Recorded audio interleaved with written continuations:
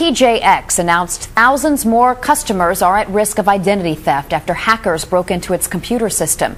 This incident has raised many questions. What responsibility do companies bear for lost data?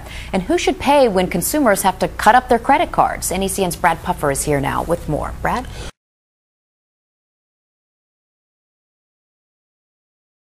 Well, Beth, these latest problems will likely provide momentum for identity theft legislation in Massachusetts proposed last year and now updated to hold companies even more responsible. Companies such as TJX could soon pay for financial losses related to security breaches under new legislation proposed by some Massachusetts lawmakers. This is the stick over the retailer's head. Representative Michael Costello says retailers must be forced to better encrypt consumers' data. This provision says to retailers, look, you're going to have to put an encrypting system in that works, that's secure, and if you don't put that information in, then you're going to be on the hook for any losses. Bruce Spitzer is with the Massachusetts Bankers Association. If retailers know they're going to be responsible for covering all of the costs, maybe they'll invest in better systems to better protect consumers. He says it is the banks, especially smaller banks, that get hit with the tab when they are forced to reissue credit cards to customers. It can cost anywhere from $5 to $20 to replace one debit card.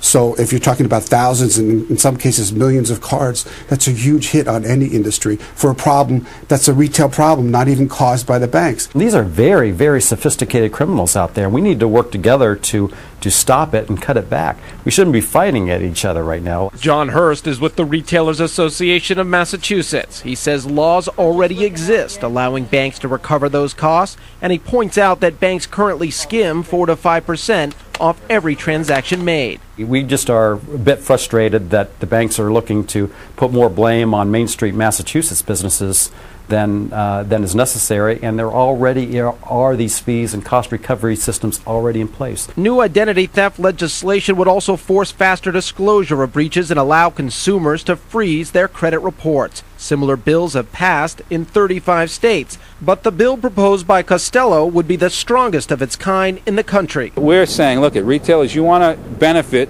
from using quick transaction and taking information from my constituents or other citizens of Massachusetts, then we're going to hold you to high standards.